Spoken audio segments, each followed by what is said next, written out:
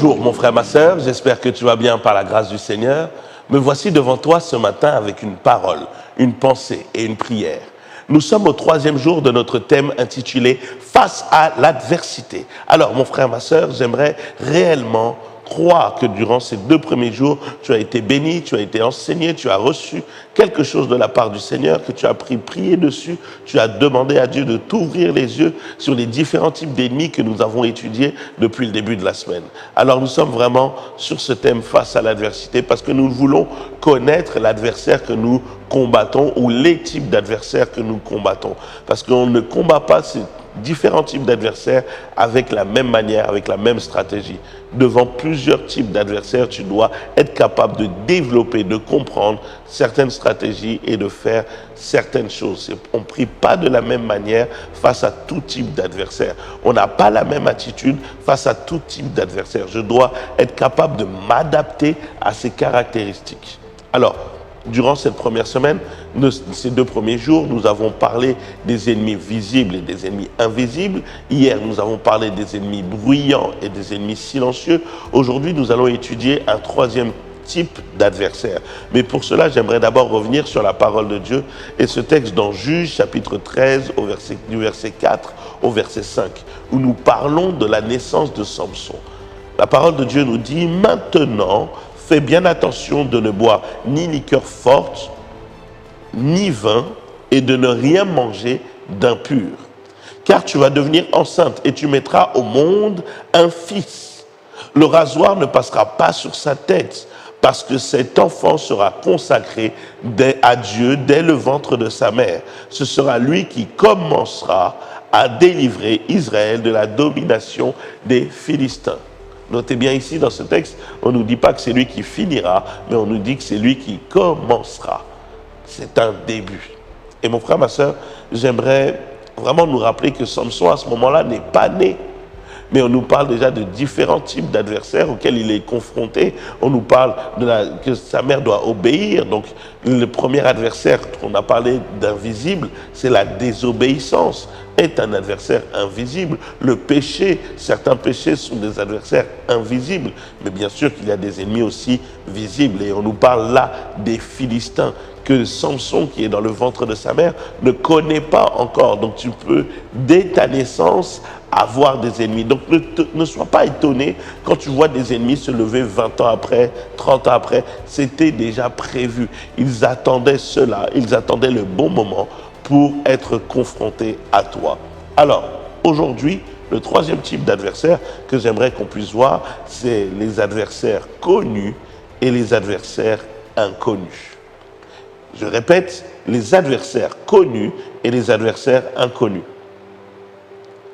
Samson, en grandissant, quand on avance dans l'histoire, au début, d'abord, alors qu'il est dans le ventre de sa mère, ne connaît pas ses adversaires, qui sont les Philistins.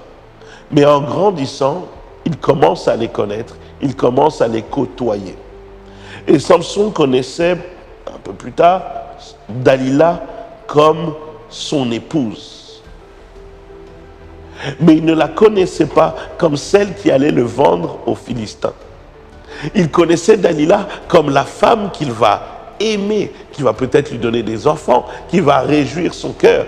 Mais il ne connaissait pas la 2e partie inconnue de Dalila, celle qui allait le vendre aux Philistins. Donc oui, tu peux avoir un ennemi connu et inconnu, et ça peut être la même personne. Tu peux avoir une personne que tu connais comme un frère ou comme un ami ou comme un collègue de travail, mais c'est lui qui va te torpiller auprès de ton patron. Tu peux avoir à côté de toi une personne connue comme ton ami ou comme un proche, mais c'est la même personne qui déballe tes affaires dehors. Mais tu peux avoir donc, comme je le disais, des ennemis connus, identifiés comme ennemis, mais des ennemis inconnus que tu ne connais même pas. Tu ne savais pas que depuis des années, lui, c'était ton ennemi. Tu ne savais pas que depuis des mois, lui te déteste. Tu ne le sais pas. Regardez, je vais prendre un autre thème, un autre point ou une autre personne. Judas était connu comme pour être un disciple de Jésus. Mais il était inconnu par les disciples comme celui qui allait trahir Jésus. Les disciples le connaissaient comme Judas, c'est notre frère, Judas, c'est notre ami, Judas marche avec nous, il marche avec Jésus, il fait partie des 12. Mais ils ne connaissaient pas Judas le traître jusqu'au jour où il est apparu comme celui qui allait le trahir. Mais la trahison dans le cœur de Judas avait commencé depuis longtemps. Mais il ne le savait pas. Tu peux avoir des ennemis connus et des ennemis inconnus, mon frère, ma soeur. Pourquoi ? Parce que l'adversité s'est préparée à ton arrivée sur cette terre. Laisse-moi te dire encore cela. L'adversité s'est préparée à ta venue sur cette terre. Tu es venu au monde, tu as trouvé quoi sur cette terre ? Le péché était déjà là, les démons étaient déjà là, les mauvais cœurs étaient déjà là, les mauvaises attitudes étaient déjà là, l'insulte était déjà là, la méchanceté était déjà là, l'impudicité était déjà là, le mensonge était déjà là, la violence, la haine, la colère, le dégoût, le manque de pardon, tu les as trouvés sur cette terre. Ils ne sont pas venus au moment de ta naissance, ils existaient déjà avant, mais c'est en grandissant, pendant ton parcours, que ces ennemis inconnus commencent à se faire connaître à toi.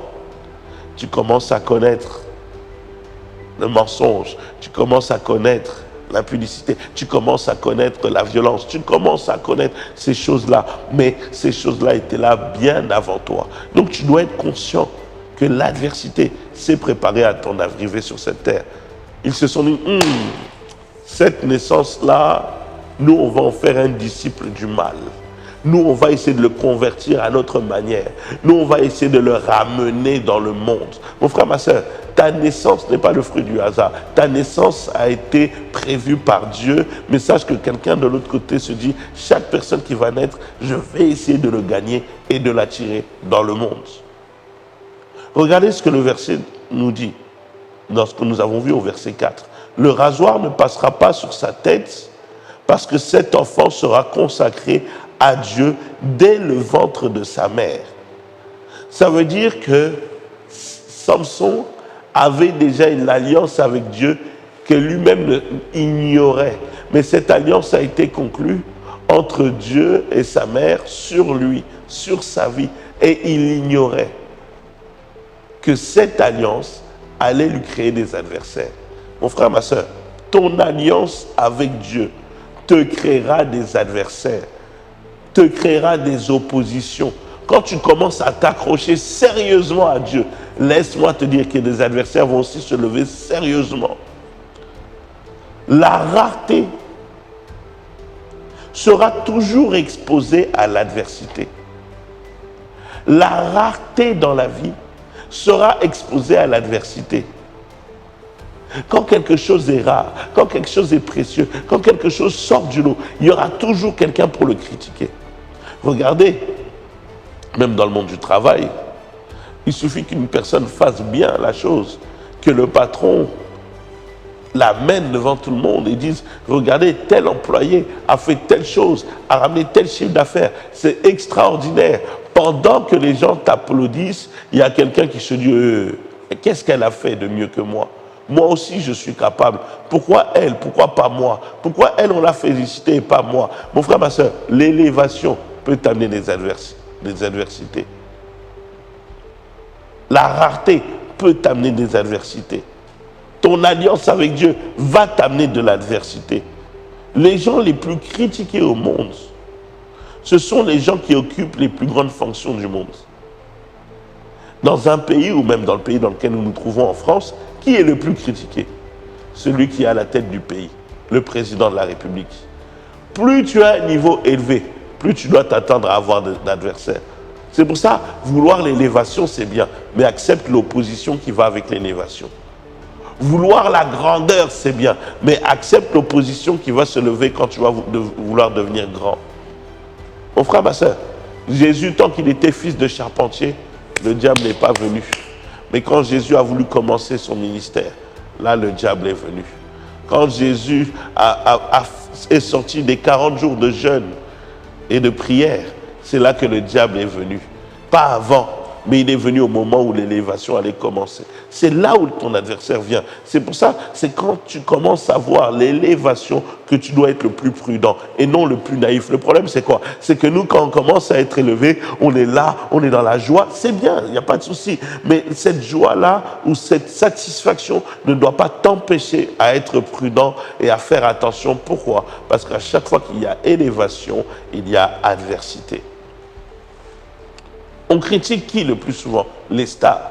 On critique qui dans une équipe de foot? Les plus grands joueurs. On s'attaque toujours aux plus grands. On s'attaque toujours aux meilleurs. Pourquoi? Parce qu'on se dit c'est eux qui sont censés nous faire gagner, nous faire réussir. Et quand ça ne va pas, c'est eux qu'on critique. On ne critique pas le reste de l'équipe. On critique les stars. On ne critique pas tous les ministres. On critique le président. On le critique lui. C'est lui. Pourquoi? Parce qu'il est tellement haut, tellement élevé que c'est sur lui qu'on jette les pierres. C'est sur lui qu'on envoie notre mécontentement ou nos insultes. C'est lui. Parce que la place qu'il a, des fois, c'est une place qu'on aimerait avoir. Et souvent, qu'est-ce qu'on dit? Si j'étais à la place du président, si j'étais à la place de ce joueur, regardez même des fois quand on commande, ah ça aurait été moi sur cette occasion, j'aurais fait un crochet, j'aurais mis telle frappe. Ça c'est toi, tu parles de ton canapé. Mais tu critiques en fait celui qui est sur le terrain. Mon frère, ma soeur, à chaque fois que tu te retrouves sur le terrain, il y a un adversaire devant sa télé qui est en train de te critiquer. Un adversaire inconnu qui est en train de parler de toi. Quand tu critiques le président de la République, le président te connaît? Non. Tu es un adversaire, mais inconnu. Sache qu'à chaque fois que tu fais quelque chose de bien, à chaque fois qu'on t'élève, un adversaire inconnu se met à parler contre toi. Alors, prions ensemble pendant quelques minutes. Et tu vas demander à Dieu pendant ta prière de t'aider à te préparer aux adversaires connus comme inconnus, à préparer ton cœur, à dire à Dieu lorsque l'élévation viendra, Seigneur, que cela ne me distrait pas, mais que je puisse rester attentif. Parce qu'aujourd'hui, j'ai compris que l'élévation suscite des adversaires.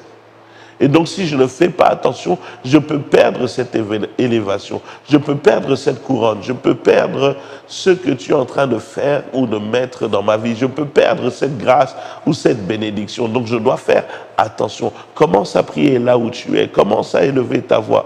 Commence à demander au Saint-Esprit de te rendre sage. Demande au Saint-Esprit de t'équiper de discernement. Demande-lui de t'équiper de sagesse. Demande-lui de t'équiper de force et de puissance. Demande au Saint-Esprit de t'aider face aux adversaires connus comme inconnus, aux adversaires visibles comme invisibles, aux adversaires bruyants comme ceux qui ne font pas de bruit. Demande au Saint-Esprit de t'aider. Demande au Saint-Esprit de te conduire. Cher Saint-Esprit, nous avons besoin de toi. Ne nous laisse pas comme ça. Oui, des adversaires se lèvent contre nous. À chaque fois que tu prononces une parole contre nous, pour nous, Seigneur Dieu, un adversaire se lève contre nous. Alors que tu as béni Samson, alors que tu as fait grâce à Samson, l'ennemi a préparé Dalila de son côté. Seigneur, je te prie, prépare nos cœurs à être confrontés à nos adversaires. Prépare nos cœurs à répondre de la bonne manière à nos adversaires. Cher Saint-Esprit, nous avons besoin de toi. Que ta grâce et ta faveur nous accompagnent et soient sur nous. Dans le nom de Jésus. Et nous disons Amen. Passe une excellente journée, mon frère, ma soeur, entre les mains de Dieu. Profite tout au long de cette journée de prier Dieu, de dire Seigneur, ouvre mes yeux sur mes ennemis visibles et invisibles, sur les ennemis bruyants et silencieux, sur les ennemis connus et inconnus, que tu puisses toute cette journée dire à Dieu, Seigneur, donne-moi la sagesse, le discernement pour gérer cette opposition et cette adversité, pour surmonter les épreuves auxquelles je serai confronté. Donne-moi la force et la puissance pour gérer cela. Que Dieu te bénisse, que Dieu te fasse grâce, passe une excellente journée. Mais surtout, n'oublie pas que Dieu est un bon Dieu. Amen.